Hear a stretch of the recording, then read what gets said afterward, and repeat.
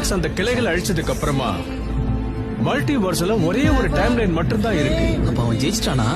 நீதி தோத்து போச்சுன்றீங்க? ஆமா, இந்த உலகத்துக்கு நீ மட்டும்தான் ஒரே ஒரு பென் டென்னிசன்.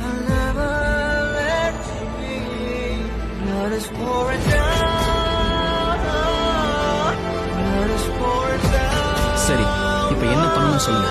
நாம இப்ப ஒன்னே ஒண்ணுதான் பண்ண முடியும். இதெல்லாம் எங்க ஆரம்பிச்சதோ அந்த இடத்துக்கு போகணும்.